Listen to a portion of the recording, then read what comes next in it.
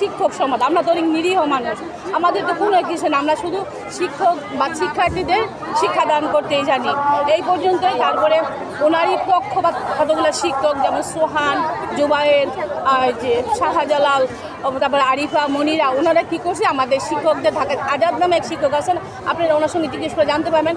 আজাদ স্যারের ধাক্কাইতে ধরে নিয়ে একদম বারিন্দার কর্নার নিয়ে গেছে, মেয়েদেরকে অনেক প্রহার করছে, মারছে। কিন্তু প্রশাসন থেকে যদি আমরা এরকম ব্যবহার পাই আমরা কার কাছে যাব, এটা হলো আমার প্রশ্ন।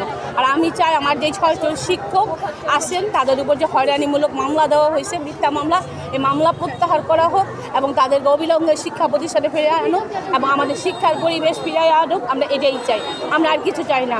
বিনোদ কুমার দেবনাথ, জনাব আব্দুল বাতেন, জনাব রাশেদুল ইসলাম, জনাব খন্দকার হায়াত মাহমুদ, জনাব কামরুজ্জামান স্যারদের নামে মিথ্যা মামলা প্রত্যাহার। ইতিপূর্বে যেসব শিক্ষকদের নামে অধ্যক্ষের কাছে যৌন হয়রানির লিখিত অভিযোগ দেওয়া হয়েছে তার বিচার চাই এবং তাদের বহিষ্কার চাই। 29 তারিখ যেসব শিক্ষক শিক্ষার্থীদের গায়ে আঘাত করেছে তার বিচার করা হোক।